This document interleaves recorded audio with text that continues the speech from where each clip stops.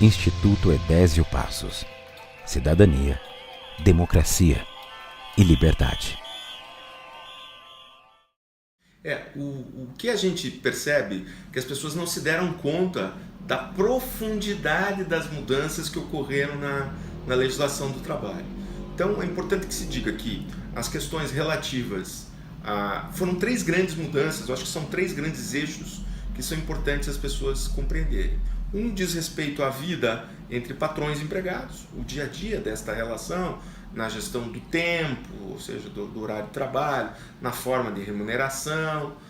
Outro aspecto muito importante é a relação entre patrões e sindicatos, as relações coletivas e sindicais. E um terceiro eixo que é o funcionamento dos processos na Justiça do Trabalho. Então, se a gente fosse simplificar a reforma, são esses 3 eixos. Então, o primeiro eixo, que diz respeito à vida de patrões e empregados, as alterações legislativas ficaram agregaram mudanças muito substantivas, muito importantes no que diz respeito, então, portanto, à gestão do tempo do trabalhador. Isso significa dizer que, antigamente, os sindicatos exerciam um determinado papel de pressão para que as horas extras fossem moduladas, não houvesse um exagero no exercício do tempo em que o empregado fica à disposição do empregador. Isso deixou de existir, porque você pode combinar diretamente entre o empregado e o seu empregador as condições para a compensação semanal de horas, eu trabalho mais um dia para ficar menos no outro, a compensação mensal de horas e até a compensação, chamado banco de horas, semestral. E sendo que no banco de horas e nos outros sistemas de compensação de horário, ou seja, trabalho um dia mais para trabalhar outro menos, eu precisava do sindicato, porque o sindicato, longe dessa relação direta, nessa relação de poder entre patrões e empregados, ele podia exercer esse papel de mediação. Hoje, o que a legislação traz? Qual é a alma desta nova CLT do Temer? Que existe igualdade e liberdade. Igualdade entre o empregado e o patrão. Quem conhece uma fábrica, quem conhece um hospital, quem conhece uma loja, sabe que as relações de trabalho são relações, de última análise, de poder. Existe alguém que comanda o negócio e é natural, ele é o dono do negócio. E, portanto, a liberdade deste sujeito trabalhador é muito relativa. Então, você não pode comparar um contrato de trabalho a um contrato civil entre particulares que compram e vendem um terreno, que compram e vendem um carro. As relações são diferentes. E, por isso, a legislação do trabalho tinha este caráter de tutela, de olhar diferenciado para esse trabalhador. Mas então, portanto, nessa questão especialmente da gestão do tempo, você tem uma total flexibilidade a favor do empregador, não a favor do empregado. Um segundo aspecto importante, que é uma alteração que eu destaco, que é muito relevante, que é o trabalho intermitente. O que é esse trabalho intermitente? Eu digo que é a McDonaldização do tempo de jornada. Por quê? Você tem um tempo de trabalho em que o empregado não sabe quantas horas ele vai trabalhar no mês. E nem tampouco sabe quanto receberá ao final do mês. No início do mês, o sujeito começa, então, com 0 horas de trabalho, 0 remuneração. É como se fosse um Uber também, se pudéssemos dar o exemplo. É a uberização das relações de trabalho. Então, este sujeito vai começar uma semana e hoje, segunda-feira, o empregador diz, bom, esta semana eu precisarei de você 3 dias, amanhã precisarei de 3 horas, né, no caso, amanhã precisarei 1 hora, na quarta-feira precisarei 10 horas, na quinta-feira não tem serviço, não vem, e na sexta também não precisa vir.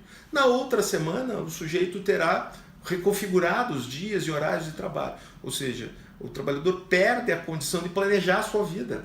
Não só perde a condição de planejar a sua vida, mas como perde a possibilidade de ter um planejamento financeiro, porque ele não sabe se vai sequer receber um salário mínimo ao final do mês. Porque o empregador poderá, como se fosse uma conta, X horas de trabalho, X horas de remuneração. Então, isto traz um severo golpe na previsibilidade para o trabalhador do seu tempo de vida em que ele entrega para o empregador e a remuneração que ele tem como contrapartida. Então eu reputo que isso seja uma alteração muito significativa e que precariza. Um terceiro aspecto nas condições de trabalho é o trabalho da mulher, né? Então Isso me parece que é flagrantemente inconstitucional, ilegal, e que foi alterado de modo abrupto, no sentido de autorizar as mulheres a trabalhar em locais insalubres. Eu sei que existem situações de trabalho muito específicas em hospitais, mas aí você trata isso de modo excepcionalizado. Você não pode transformar a exceção em regra, em autorizar uma pessoa que está numa condição de gestante ou lactante trabalhar em condições insalubres, né? Não me parece que o legislador que pensou isso tenha vislumbrado a hipótese de que a mãe dele, eventualmente, pudesse ter trabalhado numa condição dessa quando fosse ele um nascituro, né?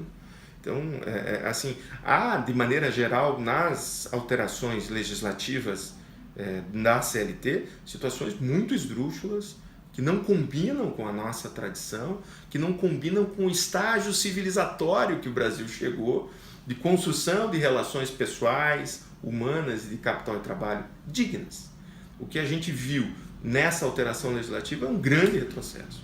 Por isso, então, nesse aspecto das relações entre patrões e empregados, para destacar as mais importantes, são essas. Na relação, então, patrões e sindicatos, uma retirada do poder dos sindicatos de pressão nas empresas, onde, por conta desta alteração, onde tudo pode ser pactuado entre patrões e empregados, o sindicato perde uma relativa força de pressão. Os sindicatos têm um poder limitado na gestão do tempo, ou seja, podem cuidar do banco de horas nas situações que sejam acima de 6 meses, né? Porque abaixo disso pode ser fixado diretamente entre empregados e empregadores. Os sindicatos podem fixar a participação nos lucros e resultados, mas, eventualmente, qualquer problema nesta relação vale o que está escrito. Então, é o tal do negociado pelo legislado. Qualquer alteração legislativa que altere para baixo ou flexibilize ou precarize direitos, ela acaba valendo sobre qualquer outra forma regulatória. Isso é um perigo, né?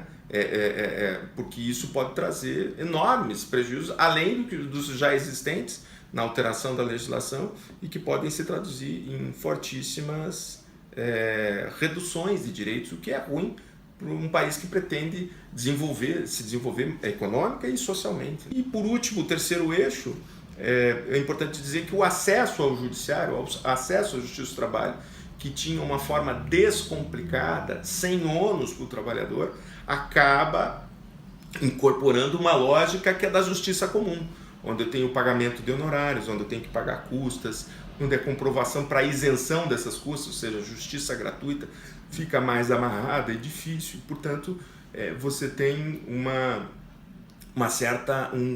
certamente um retrocesso no acesso ao judiciário para a postulação de direitos. Os trabalhadores terão mais dificuldades e serão inibidos os pedidos na justiça. Então, sinteticamente, são os elementos que eu consigo vislumbrar nesse momento que mais impactam na relação do dia a dia dos trabalhadores e que certamente vão sendo refletidos e discutidos ao longo deste segundo semestre de 17.